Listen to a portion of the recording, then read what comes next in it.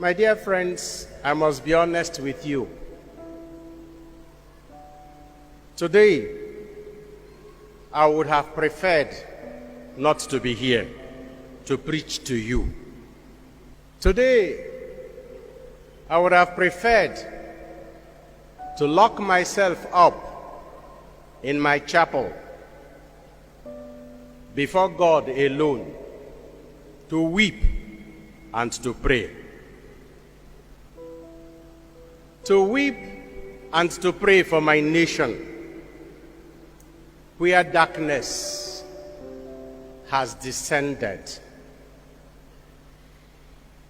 To weep and pray for my church that is being stifled out of existence in the world and also in Nigeria.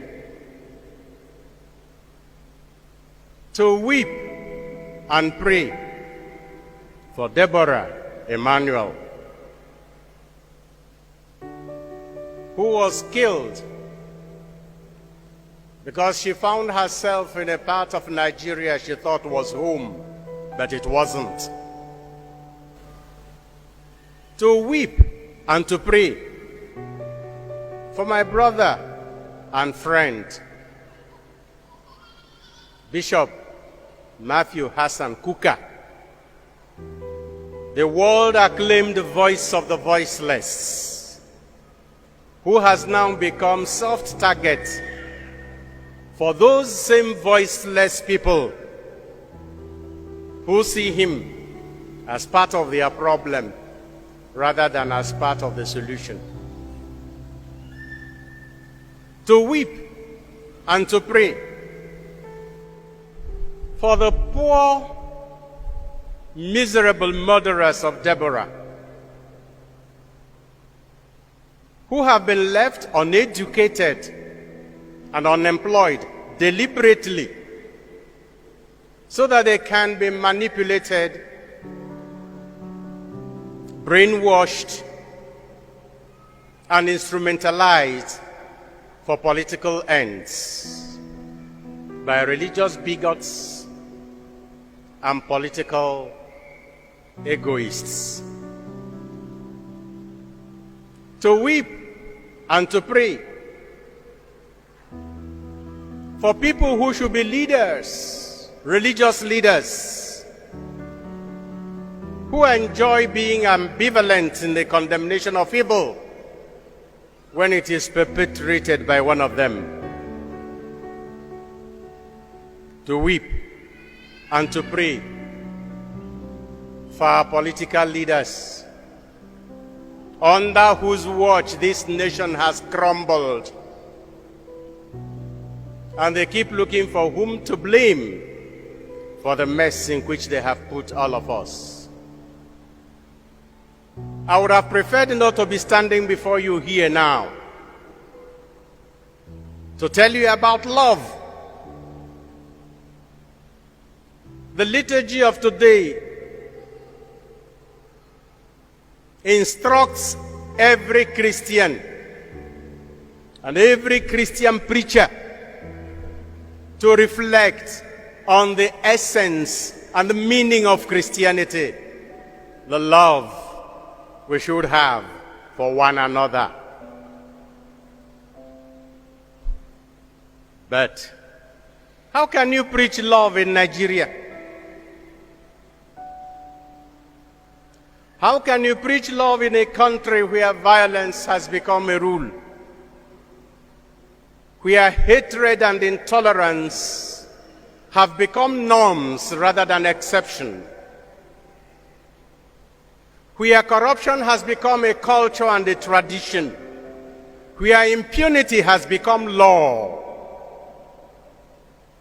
where the government feels so helpless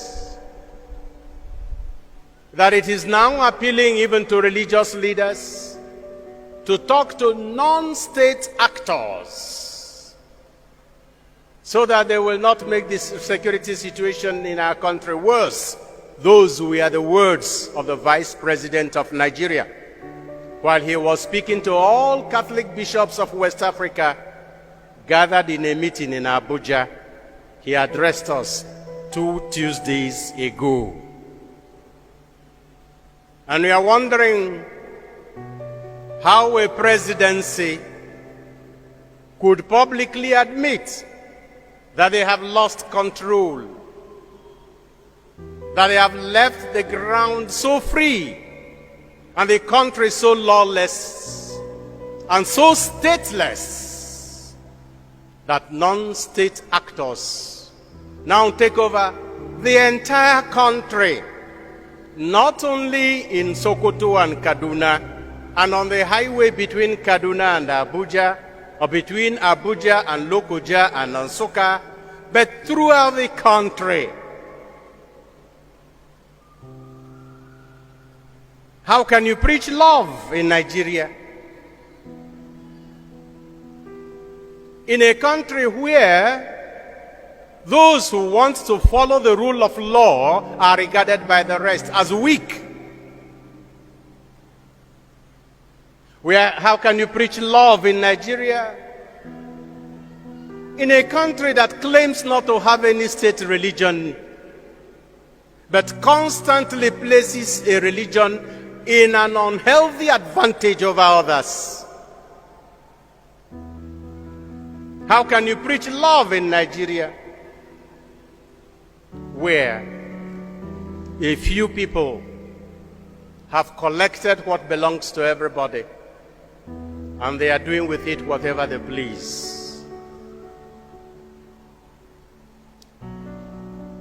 How can I tell Nigerian students to love their neighbor, love their country, love their leaders, when their parents have paid their school fees and they are sitting at home? In a country where the ruling party, within a space of less than 2 weeks, can rake in from 27 persons 26.3 billion naira collected as fees for presidential nomination forms. And the same ruling party is unable to finance our education properly, such that our teachers are at home and our students are roaming the streets. How can you preach love in Nigeria, in a country where members of ASU, hear me well, members of the academic staff union of universities in Nigeria have collaborated with INEC to install misfits in power in this country because they have collected money. All the electoral officers who installed the present ruling class in Nigeria are professors of our universities, members of ASU. And INEC chairmen for many decades have been members of ASU. And whom are we blaming? How can you preach love in Nigeria, in a country where forgiveness is regarded as weakness? In a country where when you bring the light, you are accused of exposing darkness? In a country where when you love, you are seen as being stupid? I would have preferred to stay at home and weep and pray for this country. But I can't.